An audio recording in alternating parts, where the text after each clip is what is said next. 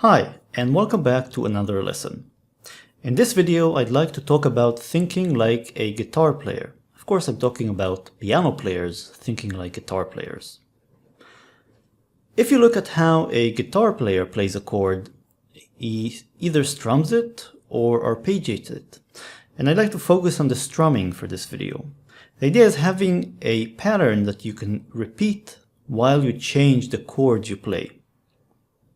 Instead of giving just like talking theoretically, let me give you a very specific example. Let's look at a simple progression, which will be comprised of C major, A minor, G, and F. Now don't pause the video just yet to try and figure out the voicings because we're going to choose slightly different voicings. For the C major, I'm going to use this voicing. It's not really a C major because I'm not playing the third. It could be a C minor, but the major is sort of implied by the progression. So I'm just playing C and C in the left hand and G and C in the right hand. Now for the A minor, I'm going to play this. This is actually an A minor 7, so I'm playing an A, E in the left hand and G, C in the right hand. For the G, I'm also going to play an implied G major. So basically I'm playing a fifth and a fifth in each hand, so G and D and G and D. And actually let's do the same for the F. So F and C and F and C in both the left and right hand. So put together it would sound like this.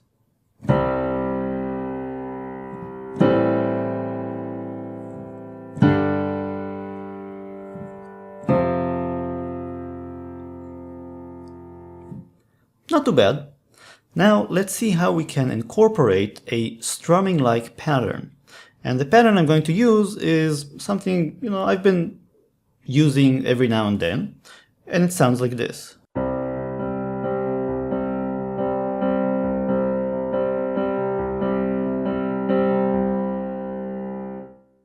What am I doing? Let me break this down for you slowly.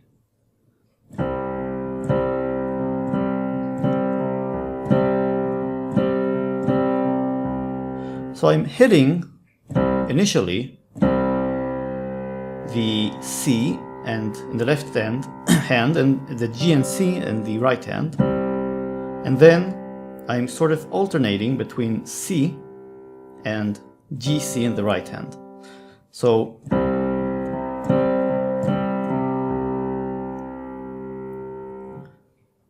put together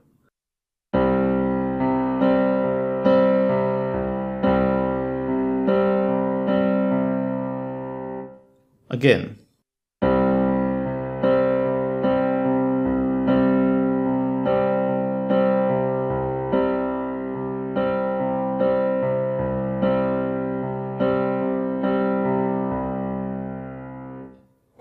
Up to tempo it would sound like this.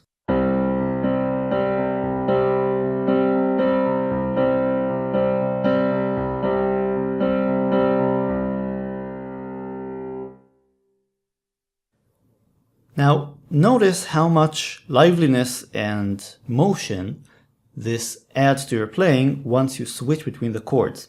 I'm going to hold down the pedal with my right foot. You can't see this on camera, of course, but I'm just going to hold it down for each chord. I'm going to raise the foot every time I change a chord. Here's how we're going to sorry, here's how it's going to sound.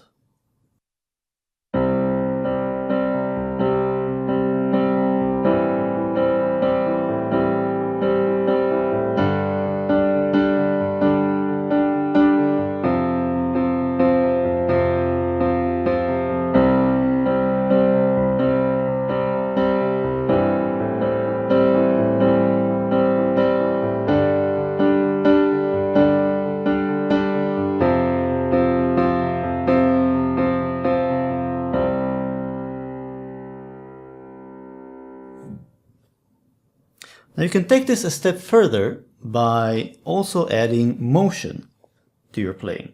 What do I mean by motion? Well, basically changing the pattern or the notes that you play in the right hand throughout the arpeggio or throughout the strumming pattern.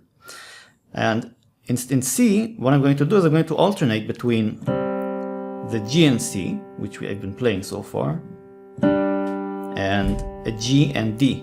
So either this or this.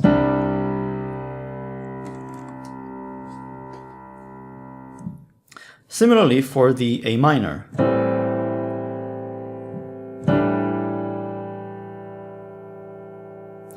For the G, I'm going to maybe use a G sus4. So I'm simply adding a C here to my previous voicing. And for the F, let's use F sus2. And I might alternate between F and C and G and C.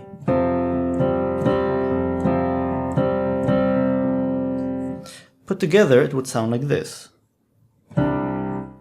Sorry.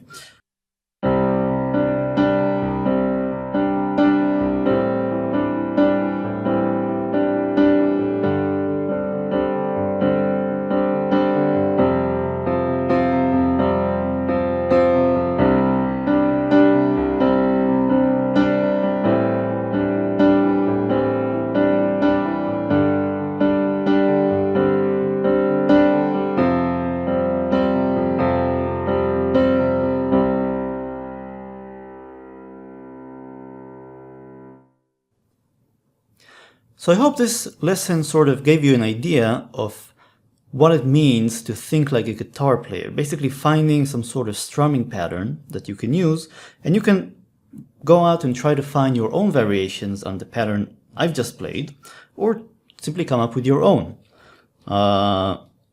There's no reason why you can't use any different variation. For example,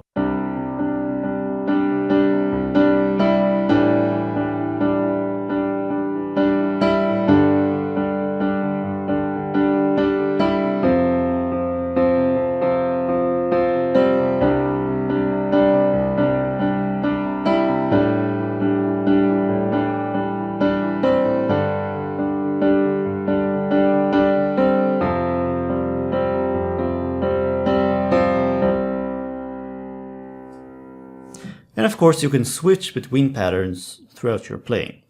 This is kind of what guitar players do, often almost subconsciously, because it's really built into the way a guitar player plays. He strums chords and he changes slightly the strumming pattern to make it interesting as he or she are playing. That's it. I hope you've learned something interesting, and I'll see you next time.